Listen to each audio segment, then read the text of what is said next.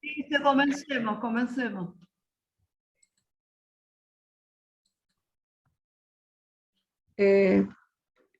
Buenas tardes, damos inicio a esta jornada sobre deuda externa y derechos humanos, organizada en el marco de la convocatoria al no pago de la deuda externa, realizado por Madres de Plaza de Mayo, por otros organismos de derechos humanos, por el Manifiesto Argentino.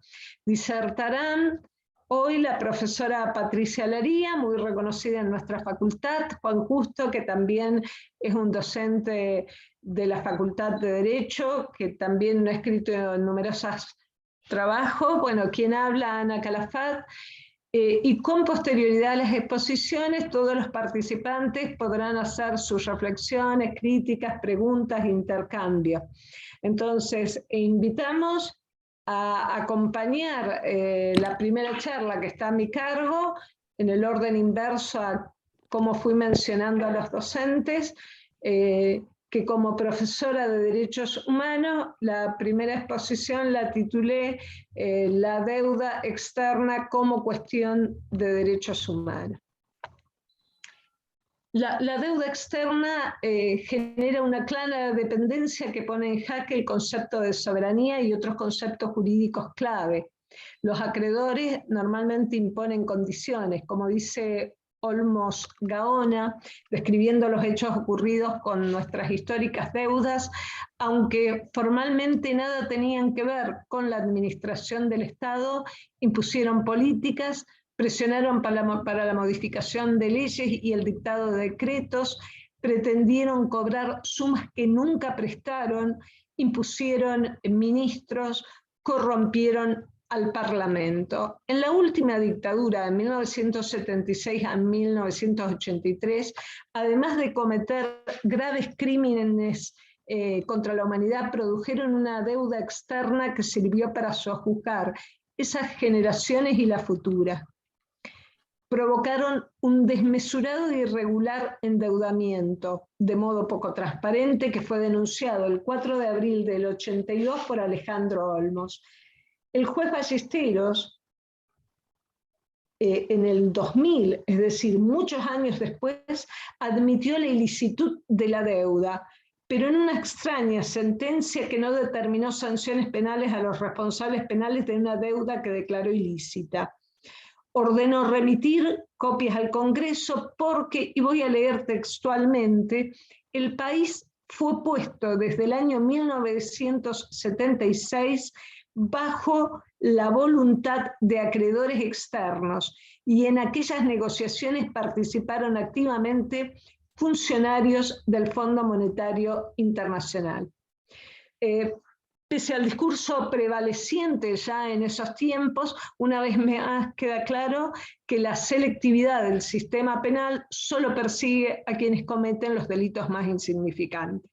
Los gobiernos postdictatoriales fueron sometiéndose durante los años 80 y los 90 cada vez más a los mandatos del FMI, que obligaron a hacer reformas estructurales.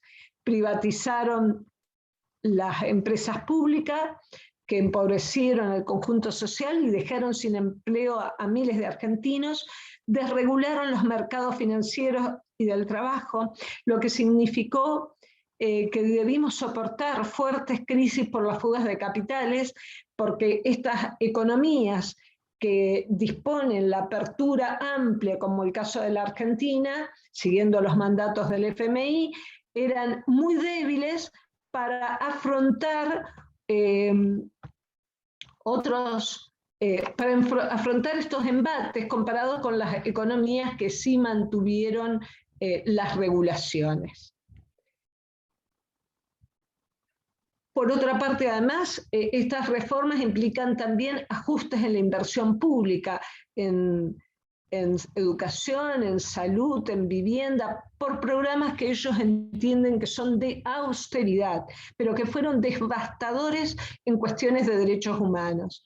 Es decir, que además de afrontar una deuda ilegal, así indicado por el juez Ballesteros, debimos sufrir los daños causados por seguir recetas que tuvieron efectos negativos. Los efectos negativos no fueron por un simple error cometido en nuestro país, tampoco fue el resultado de una experiencia peculiar, única que se dio en nuestro país. El daño que cometieron esos programas que el FMI impuso y sigue imponiendo resulta de esas mismas fórmulas que implementan en los distintos países de todos los continentes con iguales efectos, aunque con posterioridad aunque con posterioridad nadie asume la responsabilidad de tamaña destrucción. El experto independiente sobre deuda externa y derechos humanos, Juan Pablo Boslaski, egresado de nuestra facultad, en un informe anual que presentó en la Asamblea General de Naciones Unidas en octubre, preguntaba, refiriéndose a estos funcionarios, ¿por qué no deberían ser responsables por los daños evitables provocados a los derechos humanos por reformas económicas regresivas? Y además precisaba, la austeridad que predican es la austeridad para los pobres, no es la austeridad para los acreedores. ¿Por qué decimos que la deuda externa es una cuestión de derechos humanos?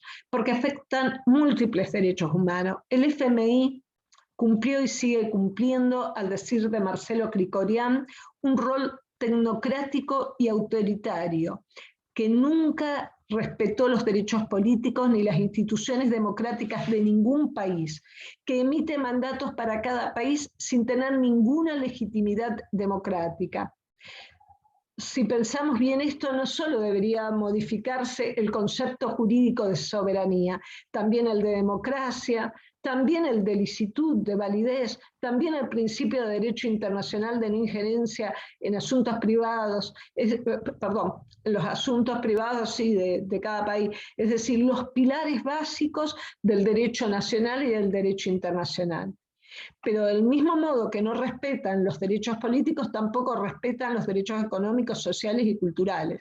Yo voy a recordar algo que dijo uno de los presidentes del siglo XIX cuando tenían que pagar la deuda que se había originado en 1824 con la Casa Baring Brothers, cuando decía, si es necesario la vamos a pagar con el hambre y la sed de los argentinos. Esto lo pudimos de alguna manera visualizar, sufrir en los 90.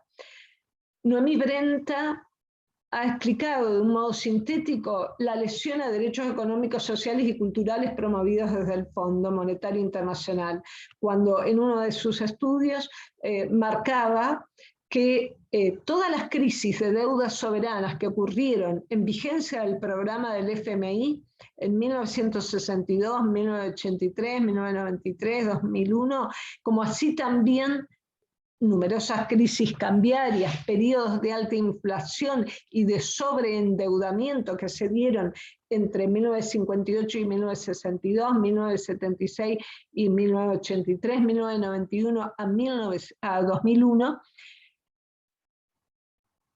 y que son situaciones que se dan siempre que aplicamos estos programas. También podríamos decir que en los periodos que hacemos acuerdos con el FMI, se promedia con un crecimiento del 1,9%, y aún es más bajo cuando se prolonga esos periodos de acuerdo. Mientras que en los periodos en que no hay acuerdo con el FMI, el crecimiento promedio en nuestro país de Producto Bruto fue superior al 5%. Entonces, esta falta de crecimiento, ¿cómo se traduce? Se traduce como pérdida de empleo, como el avance de programas de flexibilización laboral. Recordemos el informe del Comité de Derechos Económicos, Sociales y Culturales de 1999 que exhortó al gobierno argentino a revisar la legislación en lo que respecta a las disposiciones de convenios colectivos por las consecuencias negativas que esto implicaba. También la prolongación del periodo de prueba en los contratos de trabajo, etcétera, porque eran incompatibles con los artículos 6 y 7 del Pacto Internacional de Derechos Económicos, Sociales y Culturales. Esa flexibilización fue impuesta por el FMI. Así lo dijo la propia delegación del gobierno argentino. Como también este fue quien insistió en las reformas en el sistema de seguridad social, no solo respecto a la edad jubilatoria, sino que trajo todo el empobrecimiento del sistema previsional con la privatización de las pensiones. El comité del DEX, en esa misma oportunidad, en 1999, señalaba que registraba con preocupación, estoy leyendo textualmente, la ampliación del programa del gobierno de privatización de pensiones. Entonces, podemos seguir enumerando múltiples ejemplos sobre cómo se lesionan derechos sociales, pero voy a resumirlo en algunos datos que a mí me parecieron elocuentes por sí mismos por el avasallamiento de los derechos. En 1991, las personas bajo línea de pobreza, que había aumentado, por supuesto, alcanzaba el 21,5%. Ese dato en el año 2001 era del 35,1%. Estos mismos ajustes, con estos mismos grados de empobrecimiento, con aumento en las líneas de indigencia, se aplicaron en distintos continentes. Podemos decir que desde la comunidad internacional no hay una solución equitativa, duradera al problema de la deuda soberana y que las condicionalidades impuestas por el Fondo Monetario Internacional, como dice el experto en deuda externa, revelan una falta de compromiso de la promoción y protección de derechos humanos en políticas y programas económicos. Para referirme a una deuda mucho más reciente y que de alguna manera es la que más nos aflige en la actualidad, el gobierno de Macri contrajo en el 2018 una deuda cuantiosa, nuevamente a través de un acuerdo con el FMI plagado de irregularidades. Justamente por eso la Oficina Anticorrupción, fundada en el informe del Banco Central de la República Argentina y en la auditoría de la Sindicatura General de la Nación sobre procedimientos aplicados para la celebración del acuerdo stand-by, realizó la denuncia penal ante el Juzgado Nacional en lo Criminal y Correccional Federal número 5, en la causa número 3561 del 2019, que quedó caratulada Mauricio Macri y otros sobre defraudación por administración fraudulenta y defraudación contra la administración pública. Allí se denuncia que el 20 de junio de 2018 el FMI aprobó un nuevo empréstito que fue destinado a solventar la formación de activos externos en perjuicio del Estado argentino y de todo el pueblo de la nación, que con el endeudamiento subvencionó las ganancias de especuladores por la decisión de los denunciados. No solo ofreció el FMI una suma enorme para el endeudamiento del país, sino que también debemos agregar que evitó hacer el control de su ejecución. Entre las irregularidades que se produjeron fue evitar que pase por el Congreso de la Nación, artículo 75, inciso 4 y 7 de la Constitución Nacional, falseó los objetivos del empréstito, eludió además la inclusión del empréstito por el monto correspondiente en la ley de presupuesto, artículo 60 de la ley 24.156, omitió traducir documentos fundamentales en forma legal, artículo 6 de la ley 20.305, soslayó la omisión del dictamen de la emisión, del dictamen de viabilidad del Ministerio de Economía y la autorización del jefe de gabinete de ministros para el inicio de negociaciones de la operación, decreto 1344 del año 2007, evitó la opinión previa del Banco Central de la República Argentina respecto del impacto de la operación en la balanza de pagos, artículo 61 de la ley 24.156, omisiones a los deberes de funcionarios públicos que fueron la forma en que se materializó este fraude. Así entonces, como la deuda de la dictadura fue declarada ilegal por un juez argentino, este nuevo convenio a primera vista también aparece como ilícito. Entonces, lo que no podemos permitirnos es pagar por el principio de dignidad de las personas, por el respeto al principio de soberanía popular, por los derechos políticos, económicos, sociales y culturales. No podemos pagar mientras no sepamos cuál es la deuda legítima. Entonces, es imprescindible revisar su legalidad. Y creo que es el campo derecho el que está obligado a expresarse y debatir si es lícita o ilícita. Es un problema jurídico central que no podemos eludir. Entonces, los ámbitos académicos, las facultades de Derecho, tienen que aportar en este estudio sobre solicitud y requerir que se resuelva en tiempo razonable. Cabe aquí, además, hablar de deuda odiosa, como enseñaba Sack, que proponía en esos casos la conformación de un tribunal nacional.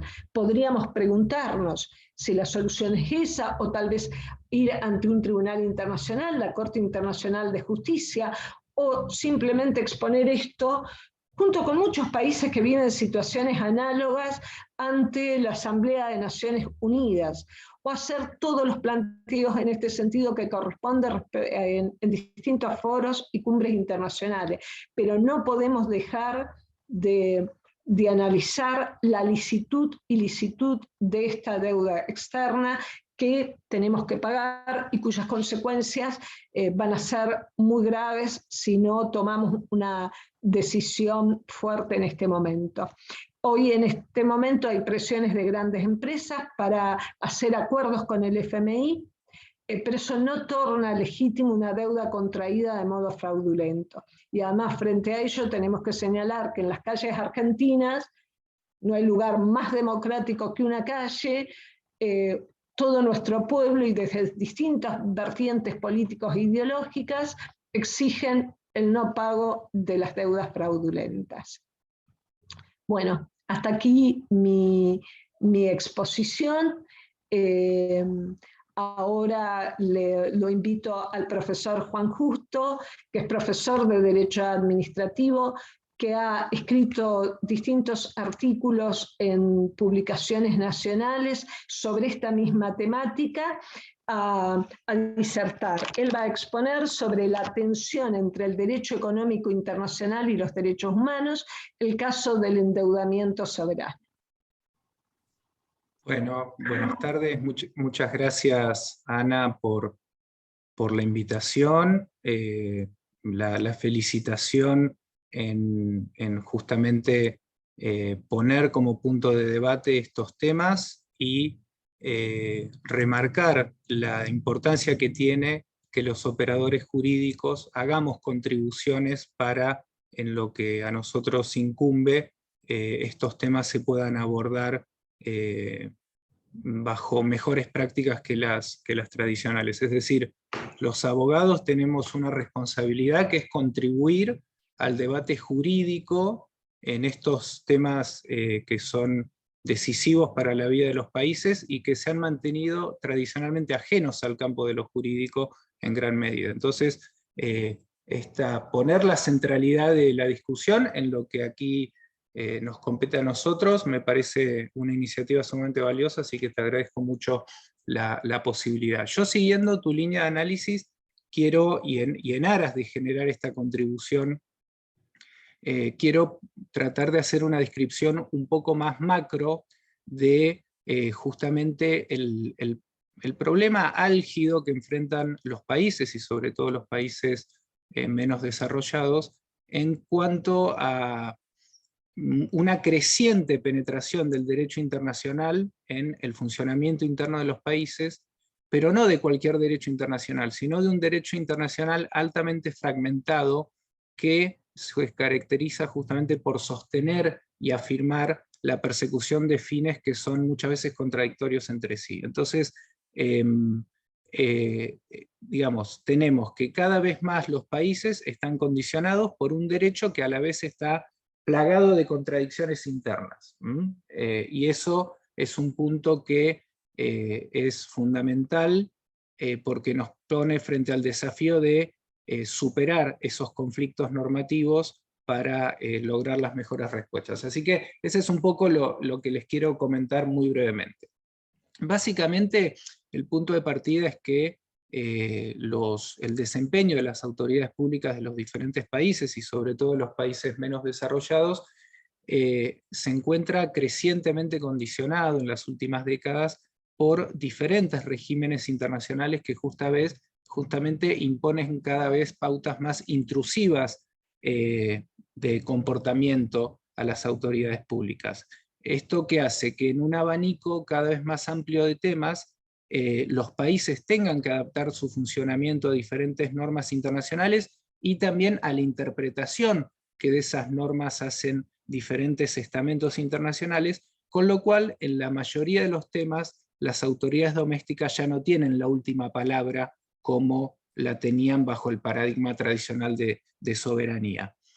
Y ese escenario es el resultado de una transición del sistema internacional que ha ocurrido en los últimos 70 años, en especial luego de la Segunda Guerra Mundial, y fuertemente catalizado con la caída del muro de Berlín, que es justamente haber pasado de un modelo basado en los estados-nación a un modelo basado en instituciones transnacionales. Y en este nuevo modelo justamente los estados transfieren crecientemente sus atribuciones y dejan de ser los protagonistas excluyentes de las relaciones internacionales, como lo fueron durante varios siglos, y esta transferencia de facultades involucra tanto transferencias hacia entidades internacionales, como también procesos de transferencia interna a entidades menores, procesos básicamente de descentralización, y también procesos de privatización, es decir, transferencia del sector público al sector privado. Entonces, esa foto de cesión de atribuciones que antes estaban concentradas en el Estado-Nación como protagonista excluyente del derecho público y del derecho internacional, es la foto que va cambiando y que nos genera un desafío inédito. Las grandes puntas de lanza de ese proceso de internacionalización son, por un lado, los derechos humanos, que en gran medida han potenciado ese proceso de sometimiento de los estados a compromisos internacionales y de fiscalización de su desempeño, pero también hay otro frente de internacionalización muy potente, que es justamente el del derecho económico internacional. Y son dos frentes que persiguen muchas veces fines contradictorios entre sí, que tienen cada vez más incidencia en la vida de los países, y por eso para mí es fundamental conocer este punto de conflicto y ver cómo los juristas empezamos a contribuir a su resolución. El derecho económico internacional justamente comprende a los diferentes sistemas de protección de inversiones extranjeras, cuyo exponente más conocido es el CIADI, compromisos de liberalización comercial, cuyo exponente más conocido es la Organización Mundial del Comercio, y también las instituciones financieras internacionales que tienen como protagonistas al Fondo Monetario Internacional y al Banco Mundial. Y el proceso de internacionalización jurídica hace entonces que, ya sea desde la perspectiva de derechos humanos o bien desde la perspectiva de derecho económico internacional, se den una serie de condiciones que vienen a socavar la idea tradicional de soberanía como principio rector del comportamiento de las autoridades públicas. ¿Por qué? Porque los procesos implican básicamente tres cosas. Primero, establecer pisos mínimos de desempeño por parte de las autoridades públicas. En segundo lugar, la imposibilidad de esas autoridades públicas de invocar sus propias reglas democráticas, su propio ordenamiento interno, su propia constitución, sus propias costumbres para justificar el apartamiento de esos pisos mínimos de desempeño. Y en tercer lugar, la conformación de diferentes órganos internacionales, ya sean tribunales internacionales o cuerpos de expertos, que tienen como misión fiscalizar que los estados cumplan con estos pisos mínimos de desempeño y, en caso de inobservancia o de transgresión, declarar su responsabilidad internacional. Y esto, insisto, se da tanto en el plano de los derechos humanos como también en el plano del derecho económico internacional. De hecho, les diría, que no me quiero dispersar, pero los modelos de control judicial que establece el arbitraje de inversiones y la Organización Mundial del Comercio son por lejos mucho más potentes en términos de condicionamiento del desempeño que los propios marcos de derechos humanos. De modo que bajo este nuevo escenario los grandes temas del derecho público justamente ya no son definidos en la arena doméstica. Todo lo que es los derechos y garantías del individuo frente al poder público ya queda fuera específicamente del marco constitucional, queda abarcado por estos tratados de derechos humanos, pero lo mismo ocurre con la regulación económica, con los modelos de desarrollo, e incluso con la organización interna de los estados, que hace que en definitiva todas estas cuestiones que históricamente eran del dominio exclusivo de los estados y por ende estaban sujetos a los procesos decisorios internos, en principio democráticos, queden ahora completamente fuera de la capacidad de abordaje de estas autoridades internas. Y este nuevo escenario trae aparejado tres fenómenos fundamentales. El primero es el de la fragmentación normativa. ¿Por qué? Porque el Estado se somete crecientemente a este cúmulo, a este mosaico de normas internacionales, pero estas normas internacionales no están organizadas bajo el principio de jerarquía como ocurre en el ordenamiento interno, que hay una pirámide jurídica. ¿Por qué? Porque el principio de jerarquía no rige en el ámbito internacional, por lo menos de acuerdo a la visión dominante, y dejando a salvo algunas normas específicas, como pueden ser las de Jus Cogens, después no hay un principio ordenador de jerarquía, con lo cual todos los instrumentos, llámese un tratado de derechos humanos, un tratado de protección de inversores extranjeros, o la Carta del Fondo Monetario Internacional, son igualmente vinculantes para los estados y para las autoridades internas. Y lo son igualmente vinculantes aun cuando impongan mandatos contradictorios entre sí. Y eso es justamente, como no tenemos herramientas en principio para resolver esos conflictos normativos, es que tenemos esta primera foto de fragmentación normativa. Y luego se adiciona a esta foto un problema de fragmentación interpretativa, porque del mismo modo el poder público ya no tiene la última palabra, sino que se han ido dando a lo largo del tiempo diferentes formas de jurisprudencia internacional en cabeza de diferentes tribunales o diferentes organismos que muchas veces funcionan de modo completamente desconectado entre sí. Entonces, por ejemplo, el Estado argentino está obligado a acatar los fallos de la Corte Interamericana, las recomendaciones del Comité de Derechos Económicos, Sociales y Culturales de Naciones Unidas, los laudos arbitrales del CIADI, las resoluciones del órgano de solución de diferencias de la Organización Mundial del Comercio, los laudos del Tribunal Permanente de Revisión del Mercosur, es decir, todo este cúmulo de mandatos que no están coordinados, que no están armonizados y que están en general desconectados entre sí, son igualmente vinculantes para los estados. Y esto se agrava porque en la tradición de las instituciones de derecho económico internacional es justamente de un marcado hermetismo y una marcada negación frente a la incidencia de los derechos humanos. Es decir, en arbitraje de inversiones, en Organización Mundial del Comercio y en instituciones financieras internacionales, los derechos humanos son tabú, no se nombran. Y cuando hay planteos vinculados a los derechos humanos, le dicen, no, eso acá no rige.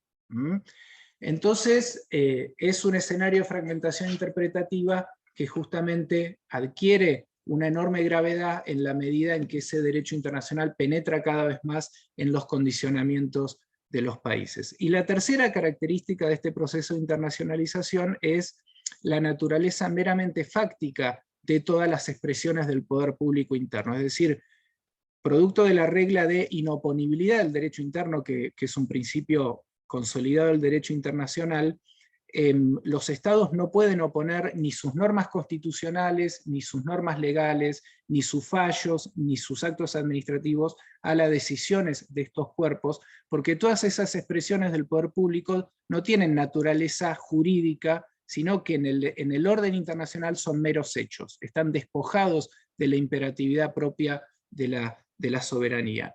En este contexto, el problema es que justamente la sujeción simultánea a todos estos regímenes genera con frecuencia un dilema de hierro para los estados, cuando justamente se ven expuestos a ser responsabilizados desde estos diferentes frentes. O bien se los responsabiliza por no adoptar las medidas que le exigen los pactos de derechos humanos, o bien se los responsabiliza porque adoptan estas medidas y afectan con ello ya sea intereses de inversores extranjeros o compromisos de liberalización comercial. Es como que por algún lado va a venir el garrote y ese dilema de qué cumplo y qué dejo de cumplir realmente, insisto, somete a las autoridades públicas a puntos de tensión muy difíciles de gestionar.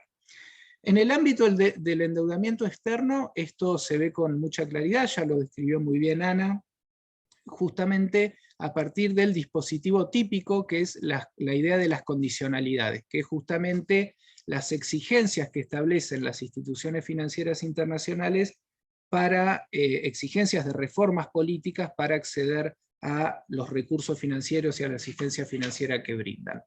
Estas condicionalidades suelen ser de 4 tipos: compromisos de estabilización, que se vinculan con la reducción del déficit fiscal y de la oferta monetaria; compromisos de liberalización, vinculadas con la eliminación de barreras al comercio y a la circulación de capitales; compromisos de desregulación, vinculadas con la supresión de reglas y de controles y de contrapesos gubernamentales en el ámbito de la actividad económica; y también compromisos de privatización que involucran la venta de empresas o de activos o de recursos naturales al sector privado. Obviamente estas condicionalidades generan diferentes tensiones con los compromisos en materia de derechos humanos.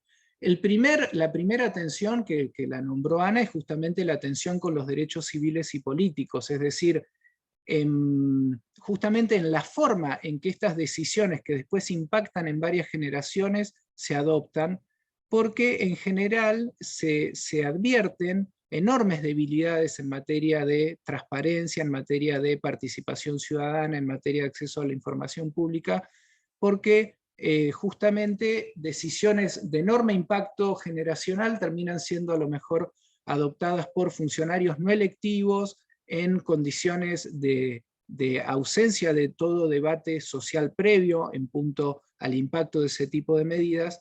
Bueno, y el caso emblemático que nombraba Ana es justamente lo que ocurrió en el préstamo de la gestión Macri en el 2018, donde no hubo ni siquiera expediente administrativo, es decir, no se cumplieron las formas más elementales de adopción de decisiones de acuerdo al ordenamiento argentino. Y la segunda tensión también muy clara es justamente con los derechos económicos, sociales, culturales y ambientales, porque obviamente la aplicación de condicionalidades vinculadas con ajustes estructurales, liberalización y demás, genera un conflicto directo con los compromisos que pesan sobre el Estado en materia de salud, educación, de seguridad social, de vivienda o de trabajo, entre otros. Estos derechos sociales, justamente desde la perspectiva internacional, y aclaro ahora desde la perspectiva interamericana, y aquí un proceso muy, muy importante de ingreso del sistema interamericano, que es el sistema jurisdiccional más sofisticado que tenemos en materia de derechos humanos, de incorporación de todos estos derechos a partir del 2017, bueno, este marco jurídico le impone al Estado tomar medidas de contenido positivo para garantizar de modo inmediato el acceso de toda la población sin discriminación alguna a niveles básicos de acceso a estos derechos, y a su vez adoptar medidas que involucren destinar el máximo de recursos disponibles para lograr gradualmente la plenitud en ese acceso. Es decir, el ADN de los derechos económicos, sociales y culturales es obligaciones de contenido inmediato, que son estos pisos básicos de acceso a derechos, y después obligaciones progresivas que tienen como rasgo característico la afectación, es un mandato presupuestario en esencia, que es destinar el máximo de los recursos disponibles hacia la plenitud del goce de esos derechos. Bueno, obviamente esos mandatos se ven comprometidos frente a las condicionalidades típicas de las instituciones financieras internacionales. Y específicamente en materia ambiental, también generan una enorme tensión porque muchas veces los mandatos o las condicionalidades involucran la intensificación de modelos extractivos que digamos, generan una tensión adicional, y esto se ve muy claro en América Latina, generan una tensión adicional sobre el medio ambiente.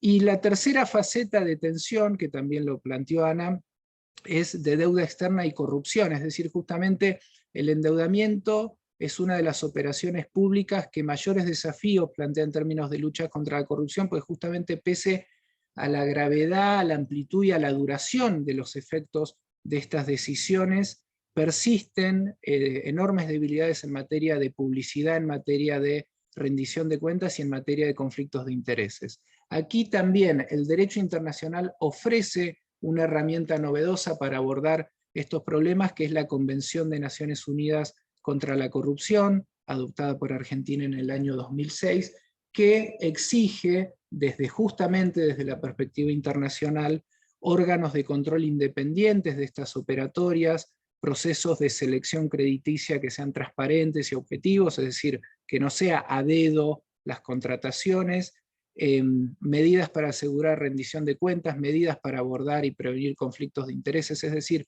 en definitiva hay herramientas ya que provee el propio derecho internacional para empezar a bajar los extremos niveles de opacidad que caracterizan a estas operatorias.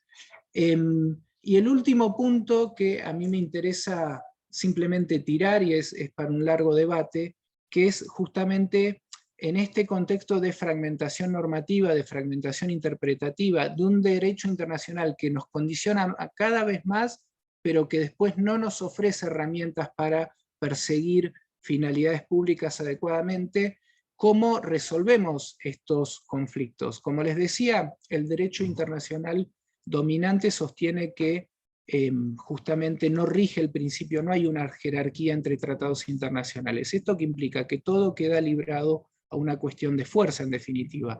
¿Quién tiene más capacidad de lobby para obligar al cumplimiento de un laudo arbitral o a un cumplimiento de un fallo de la Corte Interamericana?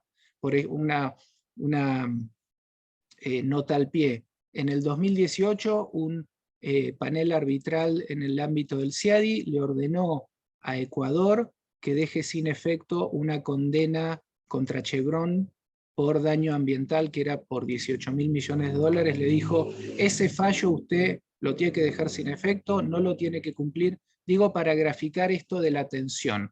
¿Qué cumplo? El fallo, y además respeto el derecho de acceso a la justicia que me garantiza la Convención Americana de Derechos Humanos, o cumplo el laudo arbitral que favorece a Chevron? Ese tipo de dilemas se vuelven cada vez más crecientes, y lo que planteaba Ana, ¿qué cumplo?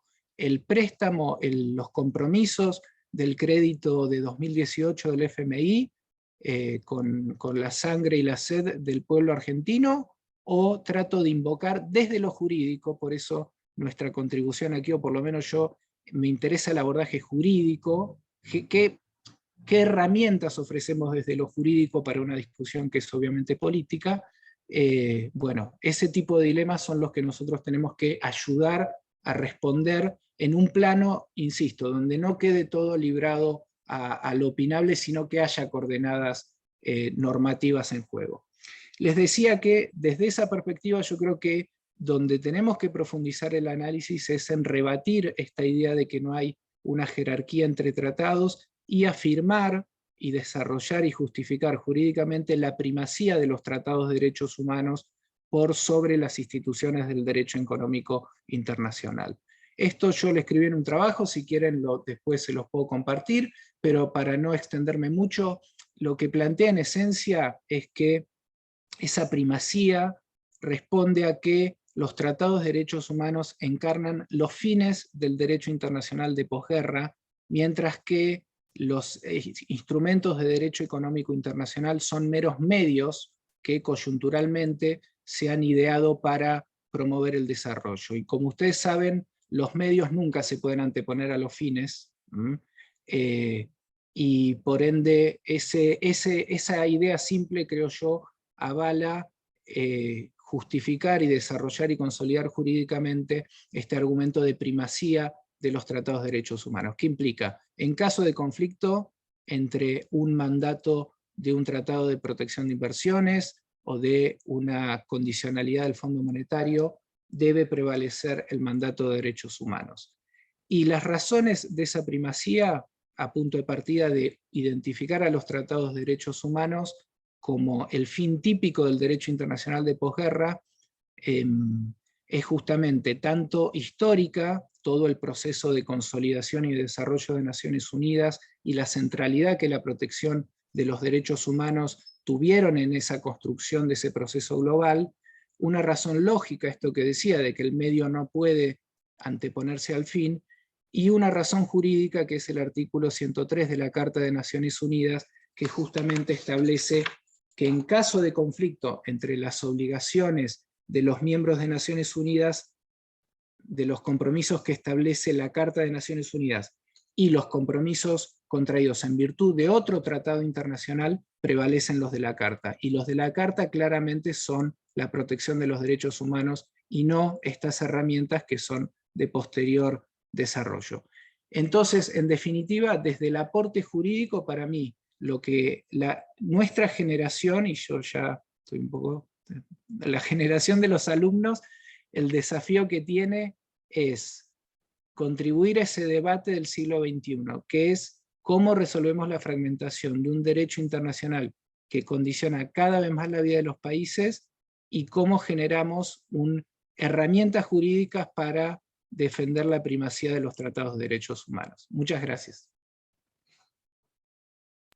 Muchas gracias, Juan.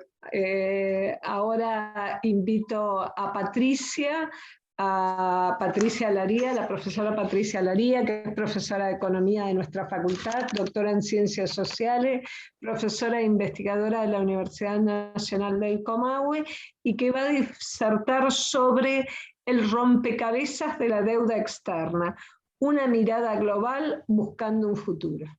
Patricia, te dejo la palabra. Bueno, muchísimas gracias. ¿Me escuchan bien? Bueno, perfecto. Perfecto. Un agradecimiento enorme a vos, Ana, y al doctor Juan Justo por invitarme a compartir esto. La idea del rompecabezas es porque seleccioné este enfoque para presentar lo que quiero compartir con ustedes, en tanto buscar la comprensión de la deuda externa o de qué es lo que hay detrás, qué es lo que hay debajo de la deuda externa, a partir de una compatibilización de distintos elementos. Entonces voy a mencionar 6 o 7 puntos que convergen y subyacen tras de la deuda externa para ver si podemos armar un poco este rompecabezas. La primera cuestión que quiero compartir con ustedes es traer a colación la vieja, no vieja en el sentido de antigua, la vieja discusión acerca de el futuro y la sustentabilidad del sistema capitalista como sistema económico global. Ahí nos estamos remitiendo a la literatura marxista, que ha tenido diversas interpretaciones, y yo quiero citar a un colega muy prestigioso argentino joven que se llama Esteban Ezequiel Maito, que acaba de publicar hace un año un capítulo de un libro muy importante que precisamente plantea o vuelve a retomar la idea de que estamos frente a la posibilidad concreta que el sistema capitalista esté en un punto de agotamiento, digamos.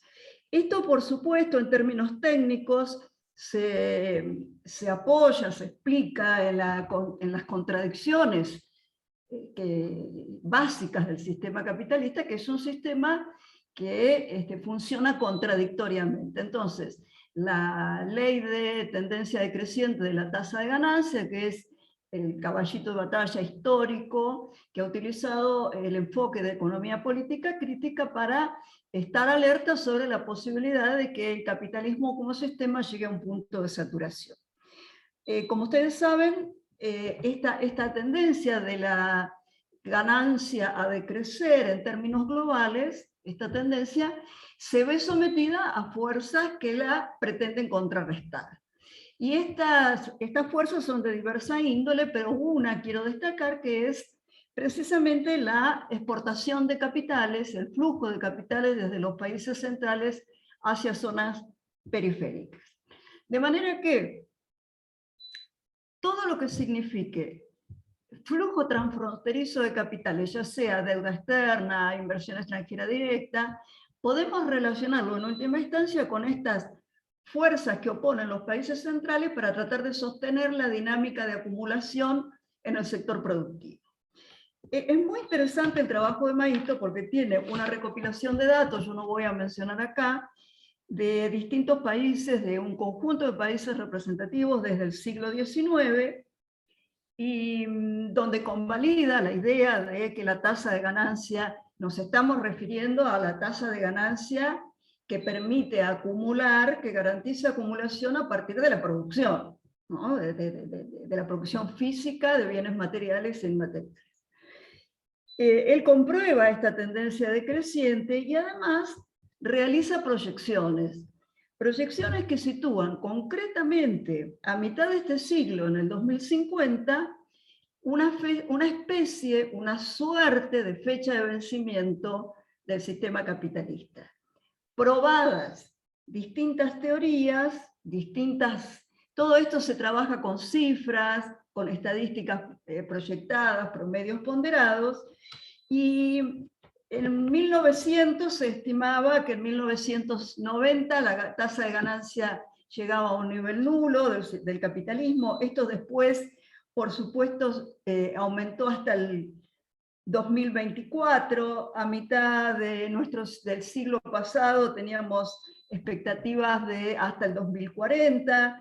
Después se ampliaron un poco hasta el 56, pero lo que alerta Maito es precisamente que pareciera que hay una incógnita, al menos, respecto de la posibilidad de que este medio siglo que lleva el capitalismo de estancamiento, porque estamos hablando de estancamiento global desde la década del 70 del siglo pasado, entre en una fase,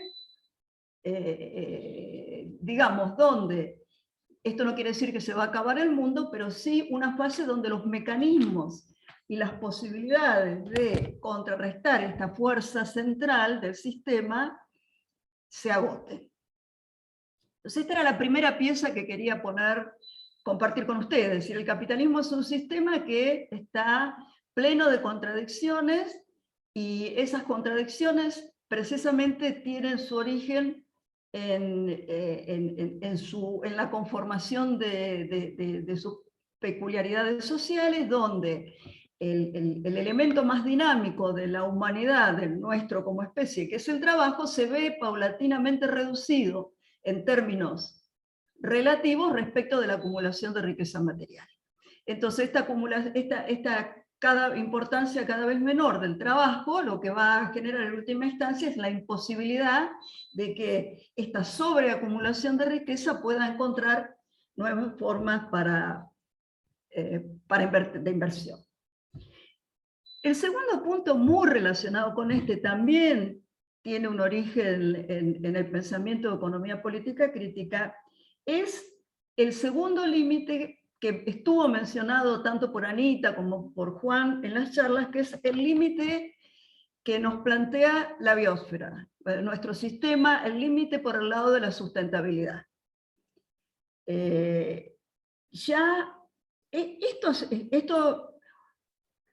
ha sido muy estudiado, es muy estudiado por distintas corrientes, y en este momento, con la aceleración del cambio climático, con la pandemia, ha tomado fuerza nuevamente esta discusión de un posible ingreso a una especie de crisis en la relación especie humana-naturaleza, que sería un límite más bien de carácter externo, no interno al sistema capitalista, a su organización social, sino más bien un límite de carácter natural.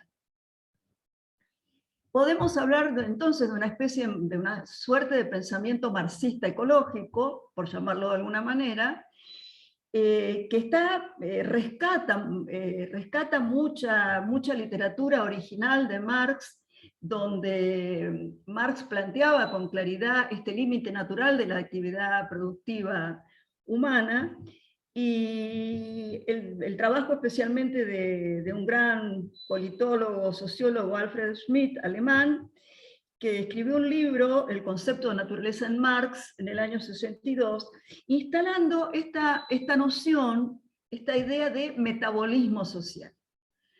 Es decir, nuestra especie y la naturaleza formarían parte de un gran proceso metabólico conjunto que sería imposible de escindir.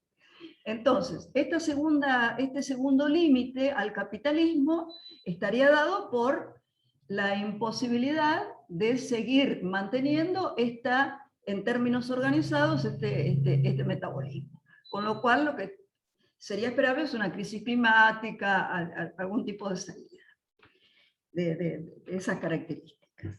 Entonces, tenemos dos elementos que nos están hablando de un sistema capitalista global con dos tipos de límites bien concretos que aparecen con bastante nitidez en el escenario actual, que es el escenario donde estamos discutiendo la deuda, ¿no?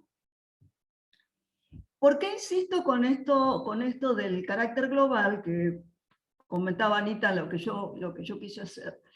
Porque noté mucha coincidencia con lo que manifestaba Juan respecto del tema de los espacios nacionales, tanto desde la perspectiva de lo jurídico como de la perspectiva política. El sistema capitalista es un sistema que funciona en términos globales. Los estados-nación, las fronteras de los estados-nación, entran muchas veces en contradicción o en contraposición con esta dinámica que es de carácter global desde sus orígenes. Bueno, acá hay una discusión muy interesante entre Brodel, algunos de los historiadores, otros, respecto de si la famosa globalización es una etapa, pero hay otros historiadores que sostienen que el capitalismo siempre tuvo características de sistema que se pretende construir a nivel global, en el ámbito planetario, a nivel planetario, espacio planetario. Esto desde ya nos choca, como decía bien Juan, con todo lo que es la legislación, ya sea sobre deuda o todo otro tipo de legislación que forme parte de la construcción de un Estado-nación. En relación directa con esto, otro elemento que yo quería comentar con ustedes, también muy interesante y tiene mucho que ver con la deuda, por eso yo lo presento como un rompecabezas, porque de alguna manera se me ocurría, bueno, vamos a hablar de la deuda externa sin profundizar demasiado en la deuda externa, sino más bien tratando de ubicarla en un contexto general. Es decir, poniendo el zoom un poco más arriba y tratando de darle una proyección global e histórica a la deuda. Me refiero a un concepto que está tomando mucho auge últimamente también, y creo que cada vez más en el ámbito de la geografía política, que es el concepto de acumulación por desposesión. Acumulación por desposesión. Este concepto, yo voy a citar, pido disculpas porque estoy citando autores, las citas son totalmente de mi responsabilidad, si cometo algún error de interpretación, bueno, será mío. Dos grandes autores, David Harvey y Harry Cleaver, uno más dedicado a la geografía política y otro más a la política, que sostienen que el sistema capitalista que nosotros hemos observado nosotros, me refiero a la literatura, ha observado con mucho detalle su mecanismo de acumulación, cómo el capitalismo es un sistema para acumular riqueza, bienes materiales. Pero tan importante como esto es el sistema capitalista como un sistema que funciona a partir de la desposesión. Desposeyendo, quitando la posesión a otros. Ahora vamos a hablar un poquito. Y hay una cuestión muy interesante, porque ambos autores, y esta idea de la acumulación por desposesión, que se está poniendo muy de actualidad nuevamente, relaciona a lo que está sucediendo ahora con el capitalismo una especie de retorno a los mecanismos de desposesión a partir de esta tendencia creciente de la tasa de ganancia, que no serían demasiado diferentes a lo que en Europa del siglo XV y XVI fue lo que Marx denominó acumulación originaria o acumulación primitiva, que fue directamente el avasallamiento de espacios de tierra que por parte de ciertos sectores nobles, con distintos manejos desde bulas papales hasta normativas de Enrique VIII, los monarcas, fueron logrando apoderarse de tierras, cercarlas, en un sentido de definir propiedad ahí, y expulsar a la población campesina, que tenía ahí su fuente de supervivencia. Si nosotros leemos un poco la historia del origen de lo que después fue el proletariado industrial, ahí de la migración de estos campesinos expulsados de sus tierras a las ciudades, surgieron después los artesanos y los obreros industriales. Entonces, yo cito esto para que se vea que esto no es del siglo XV y XVI. Hay un trabajo muy importante que yo quiero citar, que tiene que ver con el fenómeno de desposesión detectado en un ámbito muy nuestro, muy argentino, que es el área de pesca de la Argentina. Y hay un trabajo de un colega de La Plata, si no me recuerdo el nombre, ustedes me van a disculpar, pero lo repito, acá lo tengo.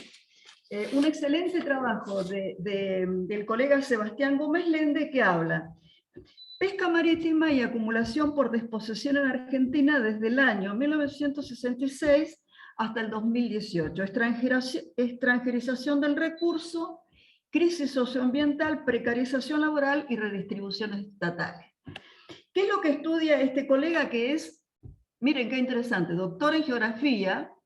Él estudia en profundidad nuestra cuenca marítima y detecta las cifras de expoliación de distintas especies, merluza, y va señalando, por eso es muy interesante para compartirlo con ustedes, con expertos del derecho, va analizando la incapacidad también o la debilidad de la normativa jurídica para poder enfrentar y evitar esta clara manifestación de desposesión de recursos. Es un robo, ¿no? Es un robo. Entonces recomiendo este trabajo, cualquier cosa me lo piden, porque con esto quiero demostrar que este fenómeno de la acumulación por desposesión está en nuestra vida cotidiana, y así como Anita dijo que hay que estudiar y avanzar para esclarecer el tema de la deuda externa, también invito a que trabajemos en conjunto desde diversas disciplinas esta cuestión de la acumulación por desposesión, porque Harvey la plantea tan amplia como que es desposesión o constituyen desposesión los cargos que me hacen, por ejemplo, nos hacen en una tarjeta de débito o en una tarjeta de crédito, que no tienen una contrapartida clara, hasta la fuga de divisas. Es decir, tanto en el espacio de la legalidad como de la ilegalidad se dan una cantidad de formas encubiertas de desposesión. Entonces el capitalismo ya no genera riqueza no genera riqueza que después distribuye desigualmente, sino que se apodera de la riqueza de otros. Y esto incluye a la biomasa oceánica, incluye a las áreas de pesca, incluye a todo lo que va a ser la Argentina. Yo miraba el otro día el mapa que presentaba hace un tiempo Daniel Filmus sobre toda la Argentina antártica, y pensaba, porque dice Sebastián muy clarito, el tema es que a diferencia del siglo XVI, el océano no se puede cercar como se cercaban las tierras. Entonces hay que buscar la forma de apropiarse de especies a través de artilugios diplomáticos, legales, o a través del ejercicio del poder. Bien, el otro elemento la otra piecita que quiero poner en el rompecabezas es, por supuesto que todo esto va armando un panorama, es la la noción de financiarización o financialización, como dicen algunos, que precisamente sería la contrapartida y en ocasiones es asimilable a esta acumulación por desposesión, que es ni más ni menos que un sistema capitalista que obtiene riquezas no a partir de la generación de nueva riqueza produciendo, sino a partir del juego de los precios en los mercados de valores, en los mercados de futuros, la especulación financiera. Es decir, ya, para decirlo en términos un poco de economía política, ya el dinero deja de ser un intermediario para las operaciones comerciales y se constituye, además de que adopta cantidades de formas en todo lo que son los activos financieros, pero además se constituye en un objeto en sí mismo. El dinero, el dinero mismo se transforma en la posibilidad de acumulación. Por supuesto que todos aquí sabemos que la financiarización, como bien decía Marx, implica la generación de riqueza ficticia, con lo cual después se arman las burbujas y caen las burbujas. Pero esto no implica que de todo esto nos surja un resultado concreto. Y yo busqué un trabajo muy interesante, también de un colega, Leandro Navarro Rocha, que pone un ejemplo de cómo la financiarización ha penetrado la estructura económica de la Argentina, y precisamente da un ejemplo muy interesante que es el de la empresa o del grupo Pampa Energía, donde cuenta la historia de cómo a partir de la primera crisis de deuda, gran cantidad de empresas nacionales, metiéndose en el juego financiero, comenzaron a constituir esta suerte de híbridos que son empresas multiproductos que funcionan en distintas ramas de la actividad económica, que concentran mucho poder y que tienen muy centralizado su manejo financiero, destinado pura y exclusivamente no ya a acumular capital en pos de la producción, sino a revalorizar el valor de sus acciones, de su propio capital. ¿Por qué traigo esta cuestión? Porque quiero mencionar, quiero poner en este cuadro que estoy intentando compartir con ustedes, la idea de que la famosa fuga de divisas, salida de capitales, de la cual podríamos hablar muchísimo, no es ni más ni menos que una contrapartida, una consecuencia lógica en distintas etapas de este fenómeno de financiarización de la producción. Entonces, fíjense ustedes qué paradoja, estamos discutiendo deuda externa, pagos al Fondo Monetario, compromisos, en un marco de fuga de capitales. Yo quiero citar, para poner un ejemplo concreto de cómo esto lo vivimos en nuestra realidad académica y política, hubo un trabajo impresionante que se realizó en el Centro de Economía y Finanzas para el Desarrollo de la Argentina, el CEFIT-AR, donde había enormes economistas como Jorge Gallero, Guillermo Bersba, Verónica Grondona, Eduardo Basualdo. Bueno, hay como, digamos, unos 8 trabajos muy profundos y selectivos donde ellos muestran casos concretos como el de la empresa Fortabat, de cómo se trabajó la fuga de capitales, cómo operaron los bancos transnacionales, cómo operó, por ejemplo, el ministro Prat Gates, ex ministro Prat Gates fue un facilitador concreto de la fuga de capitales del grupo Fortabat.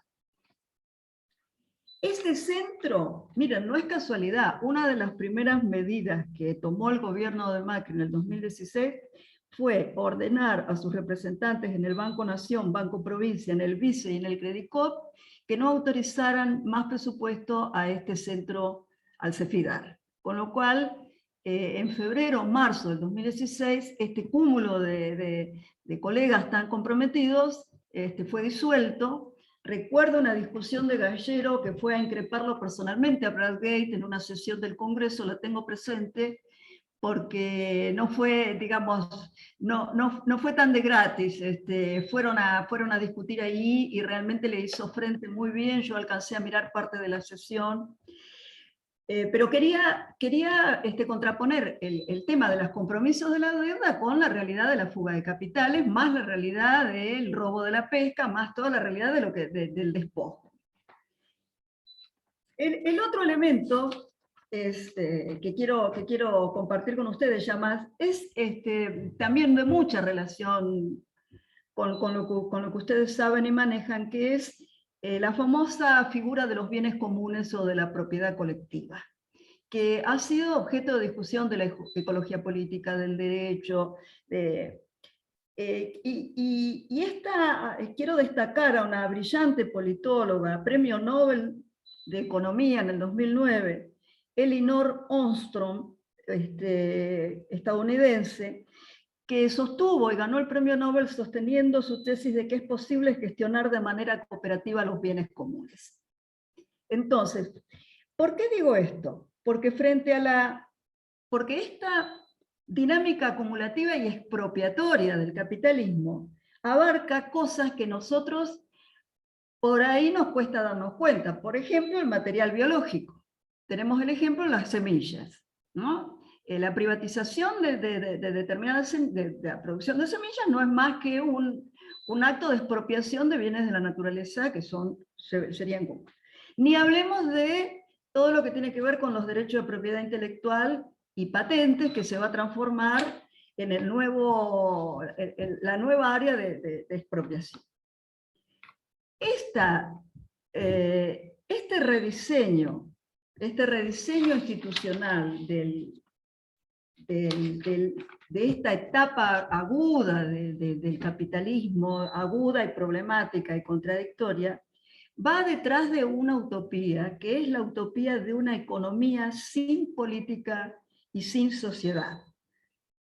Es la consolidación de la idea que el individuo es anterior a la sociedad, que precede históricamente, cronológicamente, ontológicamente, y que sus deberes y principios individuales son más importantes que los de los bienes comunes y los del conjunto. Esto es lo que está detrás de la expresión máxima del neoliberalismo, que nosotros vemos en materias, en cursos, y tenemos grandes ejemplos. No es más que esta utopía del individuo sin sociedad. Frente a eso tenemos toda la lucha intelectual y académica por los bienes comunes. Hay algo que quiero comentar con ustedes que está relacionado con lo que dijeron. Ya no me falta mucho, me faltan dos, no la quiero hacer muy larga, después si quieren intervenimos. Que tiene que ver ya más concreto con un trabajo de Pablo Nemiña y María Emilia Val, que son de la Universidad de San Martín, que hicieron todo un análisis del tema de la disputa de los fondos buitres con el Estado argentino, y ofrecen una cantidad de conclusiones que a mí me resultan extremadamente interesantes, porque ellos distinguen, y acá voy a hacer un comentario más de carácter político, me voy a animar, distinguen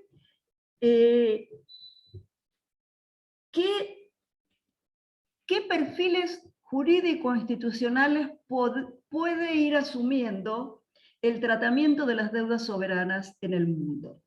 Y hablan de un perfil, lo que es muy coincidente con lo que dijeron Anita y Juan, hablan de un perfil regulatorio contractual o contractualizado.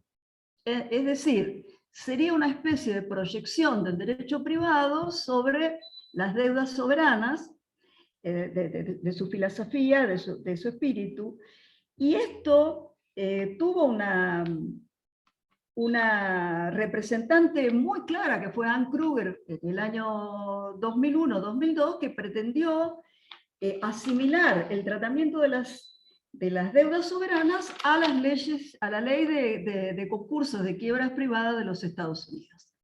Con lo cual, el objetivo del Fondo Monetario en ese momento era privatizar, instalar la negociación contractual, poniendo a los estados en el mismo nivel jurídico, digamos, ustedes perdonen si yo cometo errores, Y la discusión de las deudas soberanas serían discusiones de contratos de deuda privada, que además el FMI avalaba que fueran regidos por los mismos principios que las quiebras comerciales, digamos, ¿no?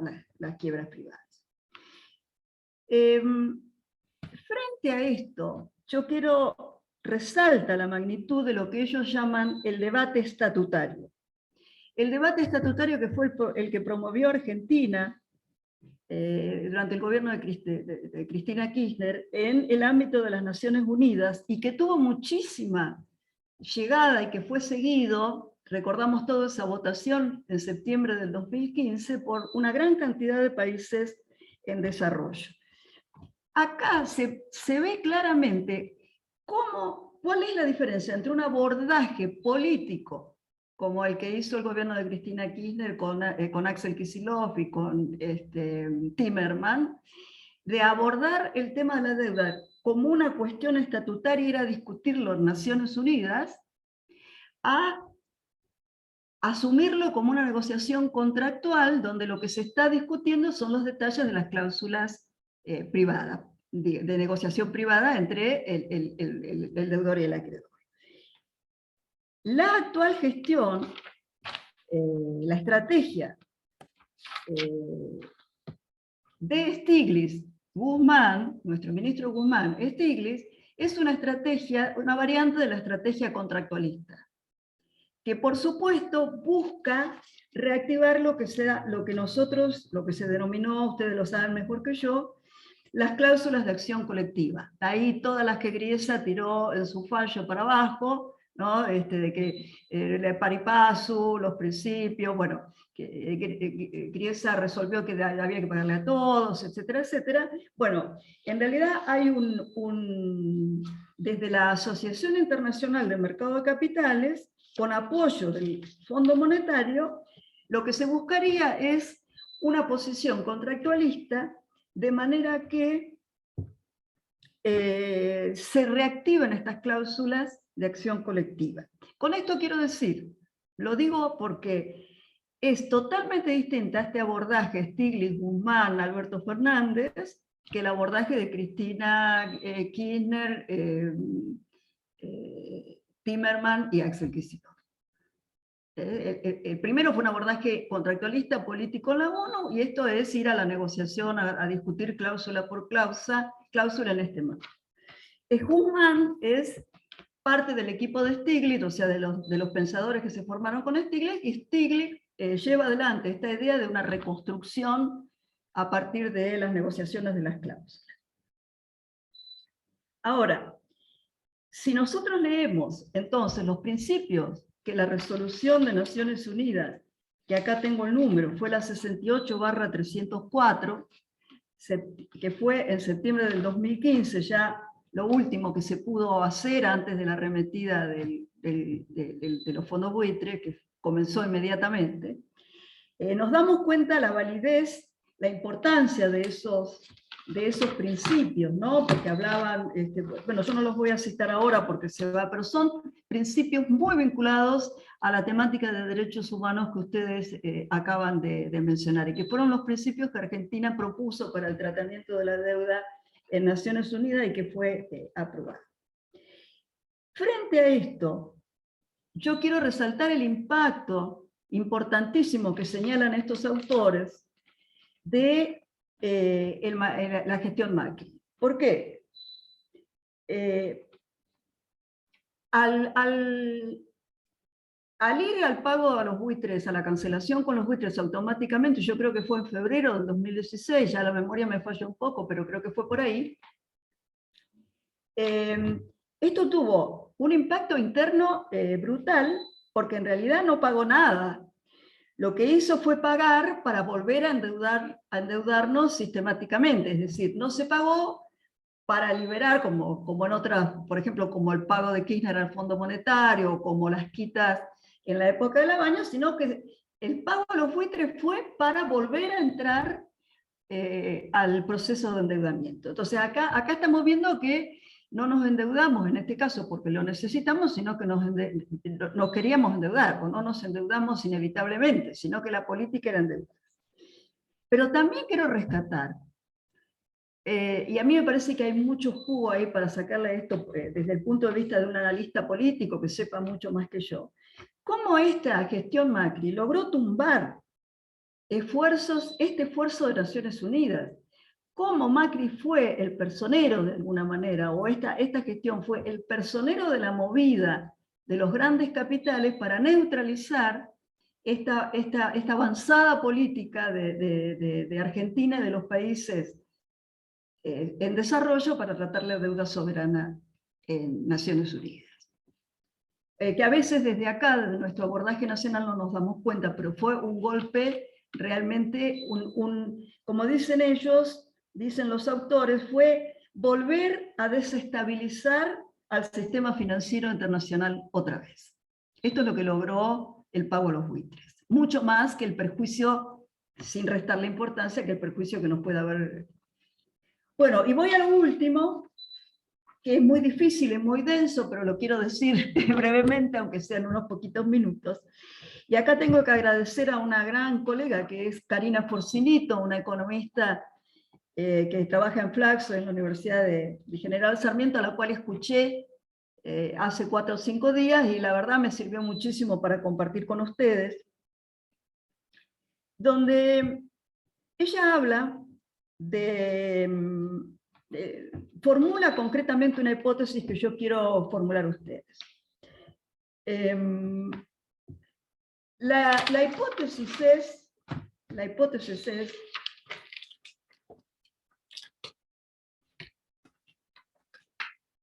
que, agudizada por la crisis del COVID, el Fondo Monetario y los grandes capitales internacionales están promoviendo un nuevo orden internacional que se implementaría a través de un nuevo canje de deuda por naturaleza. ¿Por qué dice esto Karina? Porque en realidad,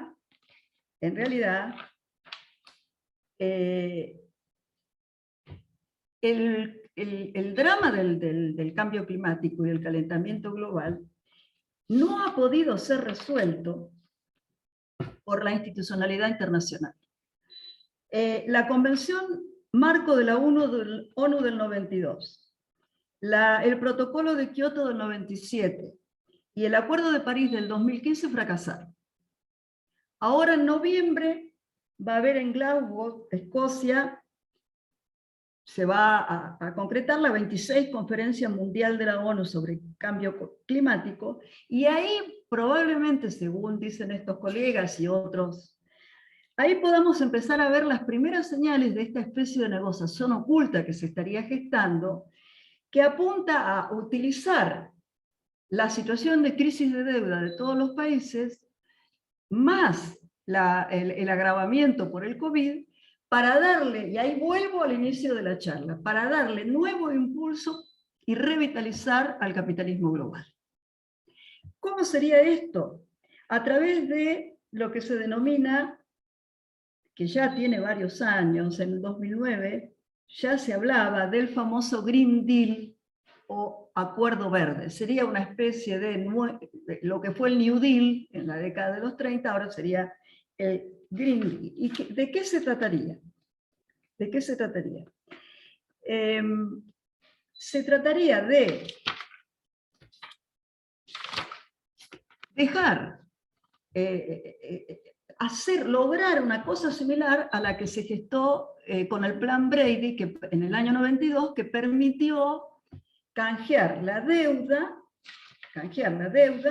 por el patrimonio público de la Argentina. Es decir, según los cálculos de Karina, la deuda pública a través del Plan Brady, que fue un canje de deuda, consiguió quedarse con gas natural, puertos, canales de televisión, YPF, las petroquímicas, los astilleros. Se regaló todo el patrimonio público construido durante el siglo XX. Y esto se materializó a través del Plan Brady, que además de ser una estafa porque pagaron nada, sacaron de las utilidades que posteriormente obtuvieron de las empresas públicas, sacaron algo así como el 70-80%. Entonces, existe información periodística, dos datos. Por un lado, en la reunión del G20 de Nápoles, el ministro Cabandier dejó entrever en un discurso muy rápido esta posibilidad de canje de deuda y de estímulo, donde, ¿qué sería? Los títulos de deuda se canjearían por supuestos derechos para la explotación de determinadas actividades verdes.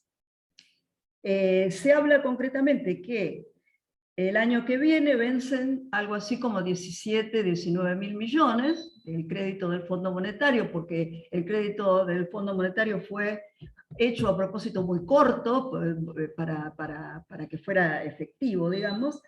Se canjearían estos títulos por un crédito de un fondo que es el Fondo de Resiliencia y Sustentabilidad que acaba de formar el Fondo Monetario Internacional. Se canjearían los títulos por un crédito de este fondo que iría al Tesoro de la Argentina o de cualquier país, que sobre esa base haría un plan de concesiones de obras de parques eólicos y solares, con el compromiso de limitarse a la concesión, a la gestión, pero no comprometerse ni con la propiedad ni con la administración de los parques eólicos y solares. Yo recuerdo en el año 2010 hicimos un trabajo con un grupo de colegas para la provincia de Neuquén y tuve mucha cercanía con la gente del INVAP Ingeniería y trabajamos como una de las posibilidades, hace 11 años hablábamos de esto, de que INVAP Ingeniería fuese líder en la Argentina de la producción de molinos eólicos de alta potencia. Es más, yo tengo trabajos hechos con la gente del INVAP, donde tenemos la ubicación de los molinos, la parte de los molinos, la cadena de valor de los molinos. Nunca consiguió, ni en la gestión de Cristina Kirchner, ni por supuesto menos, nunca consiguió el INVAP consolidarse como líder de una iniciativa donde se pusiera como eje. Imagínense lo que sería para Río Negro.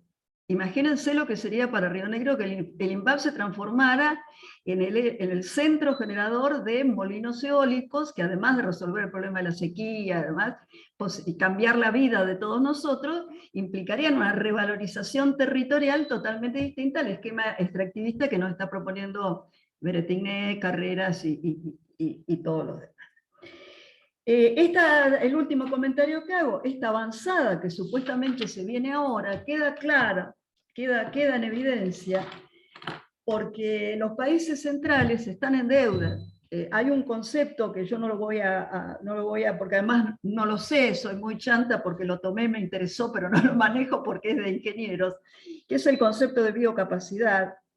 Y en realidad lo que está pasando en el mundo ahora es que todos los recursos naturales, los espejos de agua, los recursos oceánicos, más la propia biocapacidad, que es la capacidad de producción de servicios para autosostener a nuestra especie humana, lo único que queda en el mundo que tiene reserva de biocapacidad es América Latina y África.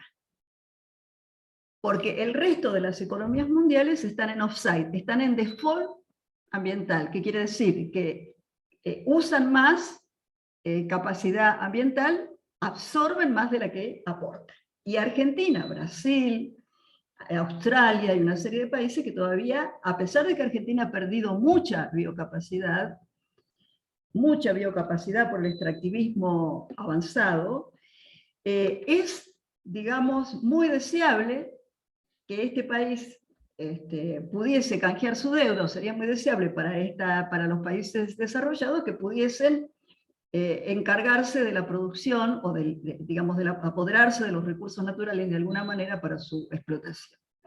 Bien, discúlpenme si fue muy largo, eso era lo que quería compartir con ustedes. Simplemente lo que quería mostrarles es que podemos mirar la deuda externa de distintas formas. Yo preferí compartir con ustedes una mirada más bien desde arriba, diciendo, más que ir al detalle de si esta cláusula o no esta cláusula, todo esto que está y es muy importante, porque hay cosas muy importantes, pero en realidad nos damos cuenta que la deuda externa es un emergente, un resultado de un proceso, de un capitalismo en crisis, que ante la crisis a lo que está acudiendo es una especie de acumulación originaria nueva, en un regreso de 5 o 6 siglos atrás, y que esa acumulación va a estar centrada en los recursos naturales. Y ahí tenemos el origen o la explicación de por qué la andanada, la agresividad contra los pueblos originarios, la agresividad contra la necesidad de la venta de tierra, la compra de tierras, esta especie de apoderamiento de la geografía. Bueno, muchísimas gracias de nuevo. Conversamos de lo que quieran. Muchas gracias a ambos. Les voy a pedir, para que sea ordenada la charla, que se vayan anotando. Mientras se van anotando, hay un pedido para vos, Juan, si podés compartir el enlace quizá en el chat. Y yo voy a hacer preguntas, porque la verdad que ambas exposiciones de Justo como de Laría fueron brillantes, entonces me surgen 20.000 preguntas, pero voy a hacer una a cada uno. A Juan Justo lo que querría preguntarle es si estima que no es tan bien contundente que el FMI esté cobrando una deuda ilícita y está probado que no ha respetado ninguna regla, porque entonces estamos admitiendo que lo ilícito es la regla, ¿no? Por eso yo no hice hincapié en los derechos humanos, porque además conozco que ya el FMI ha sido muy reticente con las observaciones que le viene haciendo el Comité Internacional de Derechos Económicos, Sociales, Culturales. Mientras vos ordenás la respuesta, le hago otra pregunta también a Patricia. Una de interés general, porque cuando vos hablabas de la acumulación de riqueza y la desposesión, a mí me surgió lo que siempre pienso, que es América Latina y ha sido no solo una sangría de transferencia de recursos hacia Europa, sino que además hubo un desposeimiento de todo el continente que permitió la acumulación capitalista y favoreció el surgimiento del capitalismo desde el siglo XVI, ¿no? Entonces, porque vos lo introducís como algo nuevo, y la pregunta es si realmente es algo nuevo o si no ha sido siempre estructural al sistema capitalista, ¿no? Bueno, hay una pregunta que también me surgía para que me aclares rápidamente, si lo que vos estás señalando a su vez no es una nueva forma de colonización. Este último acuerdo que mencionabas de canje sería una deuda ecológica, ¿no?, que tendrían los países acreedores hacia nosotros. Ordénense. ¿Contesto yo? Bueno, primero quería apuntar, ahí estaba buscándolo, pero muy vinculado con lo que planteaba Patricia. En el 2017 esto generó una denuncia penal, pasó como todas las cosas graves, sin pena ni gloria, pero en el 2017 el Poder Ejecutivo de ese momento sacó un decreto, que es el decreto 29 del 2017, creo, que estaba vinculado con las garantías en materia de endeudamiento externo, es decir, concretamente con la delimitación de la inmunidad soberana en materia de ejecución, que es justamente qué bienes no pueden atacar los acreedores. Y en esa reforma de Macri se eliminaron a los bienes de dominio privado del Estado.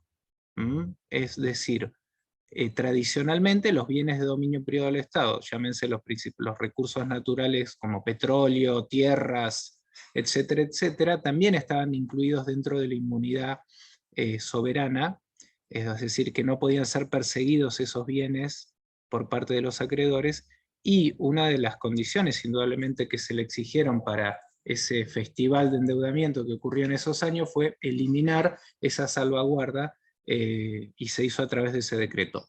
Obviamente con, digamos, muy dudosa validez constitucional, porque por lo pronto el artículo 124 de la Constitución plantea que el dominio originario de esos bienes es de las provincias, con lo cual la nación no podía ponerlo como garantía frente a los acreedores. Pero bueno, digo cómo apuntaba esto de cómo indudablemente hay aquí un entramado muy profundo en el tema recursos naturales, endeudamiento y demás, que es lo que planteaba Patricia. Yo, con lo que vos planteabas, Ana, yo trato de tener siempre razonamientos, digamos, o me gusta enmarcar el debate siempre en abordajes que sean relativamente prácticos, es decir, trato de pensar como abogado cómo ganaría un caso.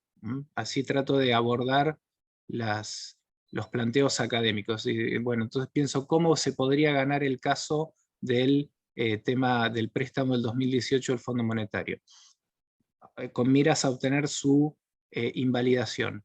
Y el punto de partida, que era lo que yo ponía como una de las características del actual escenario, es este principio general del derecho internacional de inoponibilidad del derecho interno. Es decir, vos no podés argumentar que en la formación de esa operación crediticia se violó el derecho interno, porque eso es inoponible frente al Fondo Monetario Internacional. O sea, te va a hacer pito catalán, básicamente. Vos no podés oponer tus propias normativas para justificar la inobservancia de un compromiso internacional. Este, que es un principio general del derecho internacional, no era tan agresivo como es actualmente, porque originalmente estaba pensado para justamente el approach clásico de los tratados internacionales, que eran tratados entre dos estados que regulaban sus relaciones internacionales. Y el sentido de esta regla de inoponibilidad era, bueno, si vos te comprometés a hacer algo, no me invoques después tu propia actuación unilateral para no honrar el compromiso.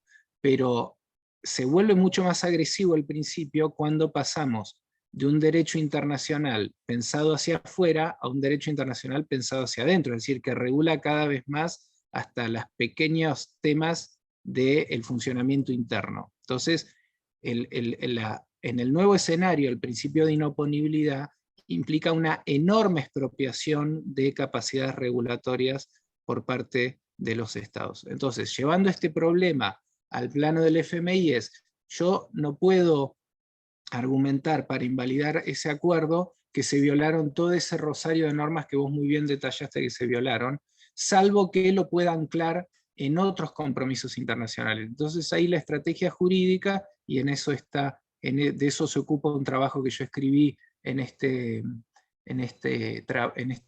compilación que hizo Juan Pablo Boslaski, es ejercer un control de convencionalidad del acuerdo con el FMI, es decir, no confrontarlo con el ordenamiento interno, sino con la Convención Americana de Derechos Humanos. En esa confrontación yo creo que efectivamente el Estado argentino violó la Convención Americana al momento de tomar ese préstamo por los enormes problemas en materia de cumplimiento del derecho interno, de participación ciudadana, de acceso a la información pública, y la consecuencia que establece el propio sistema de derechos humanos cuando se viola es el sistema de reparaciones. Hay que reparar esa violación, y la primera forma de reparación que establece el derecho internacional y el derecho de los derechos humanos es la restitución, que es volver las cosas atrás. En este caso, ¿cómo es la restitución jurídica? Bueno, es la anulación de ese acuerdo. Entonces, desde la perspectiva interamericana, a mi entender, y sorteando este problema de inoponibilidad del derecho interno, desde la perspectiva interamericana hay un caso interamericano, hay un caso que se puede llevar a la Corte Interamericana, el Estado argentino lo puede llevar, o un damnificado lo puede llevar, que se dé esa invalidación, y digamos, hay que gestionar las consecuencias de esa invalidación, que involucran dos principios básicos: la debida diligencia del prestamista, en este caso del Fondo Monetario, es decir, el prestamista le prestó 50.000 palos con un mail, sin juzgar la menor capacidad de pago, tiene eso, no puede ser, esa mala praxis no puede ser cargada 100% en las espaldas del deudor. Y después el principio, también un principio básico de prohibición del enriquecimiento sin causa, tanto el prestamista como el prestatario. Es decir, la Argentina recibió plata, algo de eso tendrá que devolver, pero con las adecuaciones que plantean estos principios. Y muy vinculado también con lo que planteaban ustedes, esta idea que desarrolla Juan Pablo Voslaski en su tesis doctoral de los préstamos abusivos, que son justamente los préstamos que te impone el prestamista. Es decir, que es todo el proceso de crisis de deuda de los 70 y 80 es justamente vinculado con las imposiciones de los países exportadores de capitales a que los países, de los países exportadores de capitales a que los países importadores de capitales se endeudaran. No, ni siquiera fue una iniciativa que provino de esos propios países. Entonces, eso, el marco jurídico es de un crédito abusivo, cuando te lo impone el propio acreedor, y también tiene que ser computado para encontrar el punto de equilibrio que permita resolver esa conflictividad. Pero insisto, nosotros tenemos que generar herramientas jurídicas donde computemos este límite de la inoponibilidad del derecho interno para alcanzar soluciones sustentables, digo, porque si no, digamos, es muy lindo, vamos a estar todos reconvencidos, pero nos van a sacar de un plumazo ante el primer planteo internacional. Me parece que va por ahí la estrategia. Gracias, Juan, muy claro. Patricia, tu Sí, pregunta, y les pido que las preguntas que quieran formular o pidan o levanten la mano o lo dejan escrito en chat. Sí, bueno, muy breve, Anita, sí, tal cual. Y a mí tu pregunta me sirve mucho porque desde una perspectiva de interpretar nuestra realidad política, creo que la etapa de posguerra, lo que se llamaron los 30 años de oro entre el 45 y los 70, que fueron realmente una etapa excepcional, con características particulares, bueno, como lo explicaron ustedes también, constituye eso, una excepción. Pero sin embargo, gran parte de nuestra ideología política, de nuestro pensamiento, todavía sigue aferrado a esa realidad que fue de una etapa. En tanto, la realidad de las venas abiertas de América Latina, como decís vos, es la realidad permanente. Entonces yo creo que por ejemplo, a los partidos políticos progresistas, sería un paso avanzar, entender que estos planteos, los correspondientes derechos, lo que se gestó en el peronismo, correspondieron a una etapa excepcional y que deben ser replanteados, reconsiderados, reactualizados, no desvalorizados para nada, pero condicionados a esta nueva etapa, que es una etapa de financiarización, de exposición de recursos, que no es la etapa donde los sindicatos peleaban un convenio colectivo, ¿no? ¿Qué sentido tiene pelear hoy un convenio colectivo cuando la acumulación va por otro lado? O sea, es muy valioso, pero hay una frase que a mí me gustó mucho de los textos que leí, que habla de que hace falta una especie de una reconsideración a fondo de este escenario para que cualquier intento político que tenga si quiere tener posibilidades, pueda funcionar con más seguridad. Muchas gracias, Patricia, muy clara. Es decir, digo un ejemplo concreto, yo si tuviera acceso a los dirigentes sindicales, le diría a los dirigentes sindicales que así como se ocupan muy legítimamente de las paritarias y de todo, los sindicatos son importantísimos para tratar este tipo de cuestiones. ¿Qué pasa con el trabajo? ¿Qué pasa con la industria argentina que está paralizada hace 50 años y que el esquema redistributivo kirchnerista no logró, hizo un avance impresionante pero no logró dar vuelta?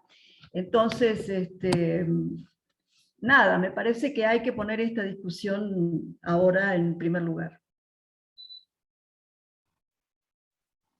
Bien, dejo abierto a preguntas de estudiantes, de colegas, de personas que están presenciando, representantes de organismos de derechos humanos. Aquí hay otras personas que no son solo estudiantes que están acompañándonos.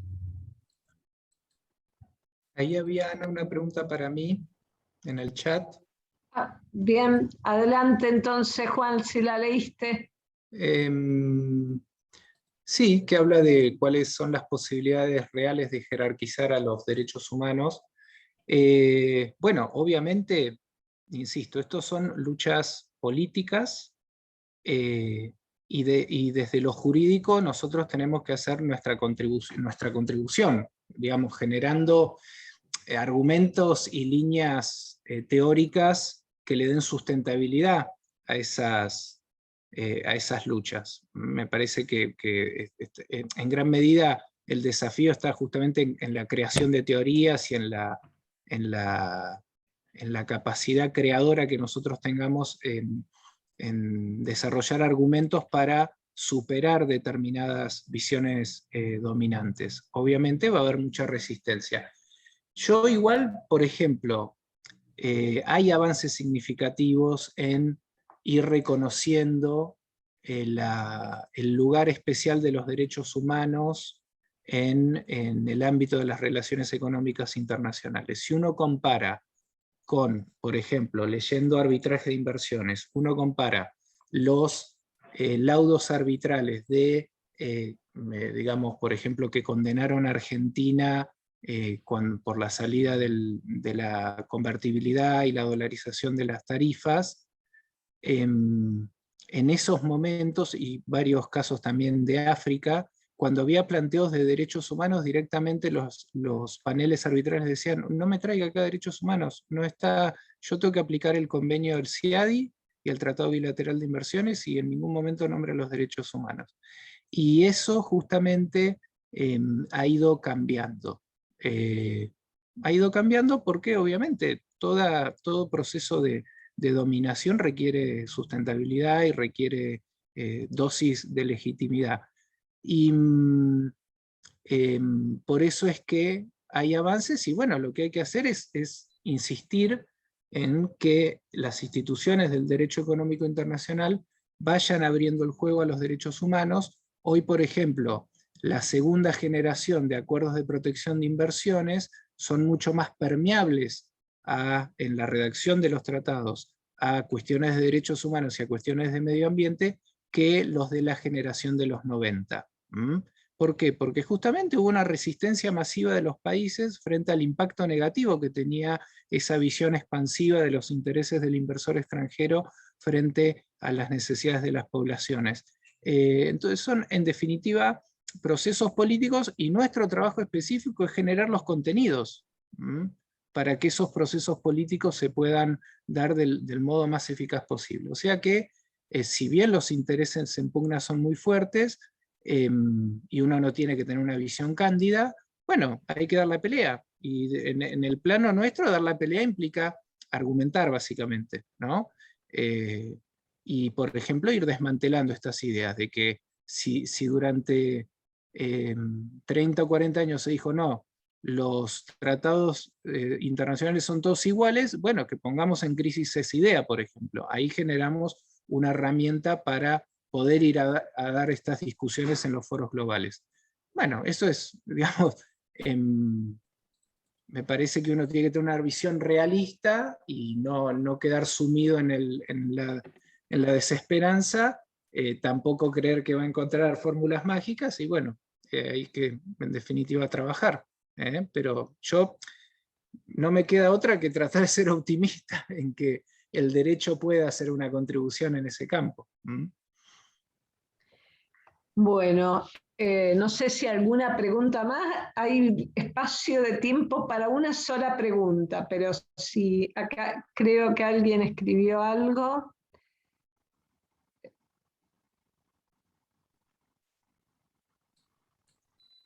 Creo que también es para vos, Juan, la pregunta.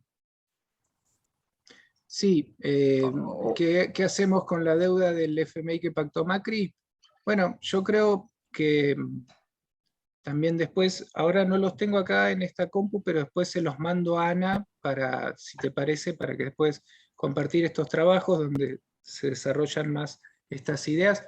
Con el tema del acuerdo con el fondo de 2018, yo creo que hay que plantear un caso interamericano, que es una denuncia ante la Comisión Interamericana contra el Estado argentino por haber violado la convención al momento de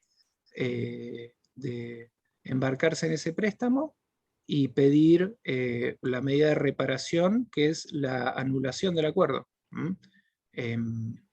Ese yo creo que es un foro que hay que explorar para discutir ese tema. Insisto, ir a los tribunales nacionales no nos sirve porque esos tribunales lo que digan no es oponible en el plano internacional. En cambio, ya lo que diga un tribunal de derechos humanos tiene otro peso jurídico y si bien, como planteado desde el inicio, estamos ante un sistema completamente fragmentado donde el Fondo Monetario puede decir tranquilamente, no, a mí la Corte Interamericana no sé ni qué es, o no se me aplica, ya hay otros canales institucionales de integración del sistema de derechos humanos, digamos, de vasos comunicantes con el sistema de Naciones Unidas y demás, que harían más difícil el desconocimiento de un eventual fallo de la Corte. Igual, obviamente, sería algo completamente inédito que la Corte Interamericana se mete en un tema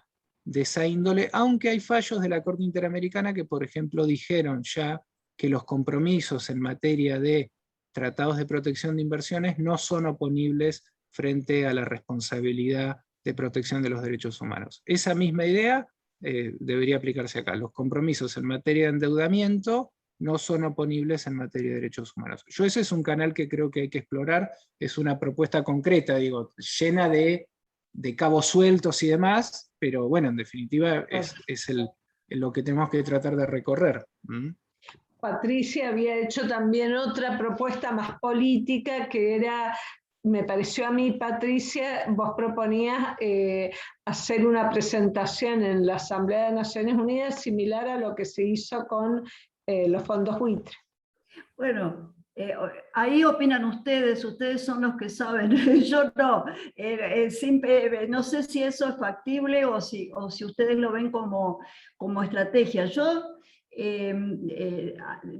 me quiero sumar al optimismo de Juan, creo que tenemos que unirnos y luchar hasta poder desbaratar esta arquitectura institucional neoliberal que a pesar de los años de Néstor y Cristina no logró desenraizarse. Yo creo que todo nuestro sistema, todo nuestro Estado, todo nuestro sector público todavía está impregnado de la arquitectura institucional de la década del 90, de su filosofía.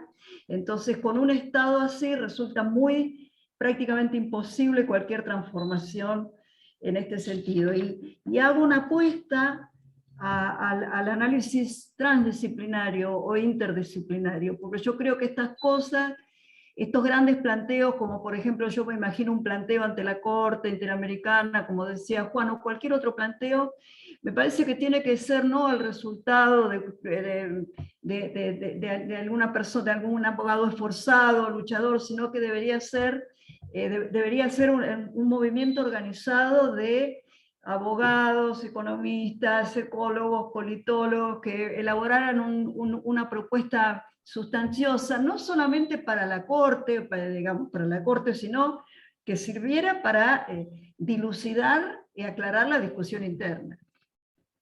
Que me parece que ahí hay un problema serio porque la gran mayoría de las personas, hay una sensación de falta de transparencia en los detalles de las negociaciones con el fondo. hay una sensación de falta de transparencia en las negociaciones, que viaja Guzmán, no viaja Guzmán, es decir, no hay...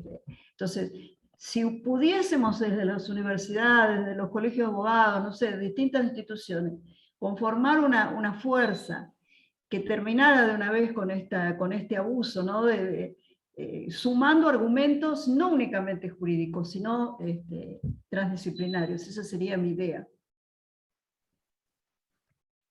La verdad que sería muy importante, y por lo menos mi idea cuando empecé esto es que esto sea un comienzo, pero este tema nos va a llevar mucho tiempo. Yo creo que no se resuelve en un día, y bueno, creo que el compromiso nuestro como docentes de la facultad es seguir dando continuidad a esta jornada, enriqueciéndola, sumando miradas desde otras disciplinas, como vos misma señalás, Patricia.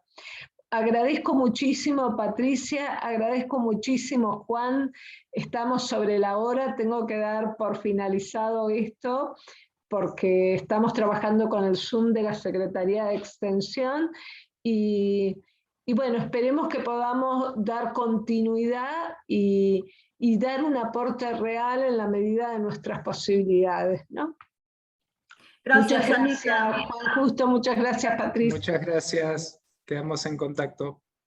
Ojalá Dale. la próxima nos encontramos presencial con café.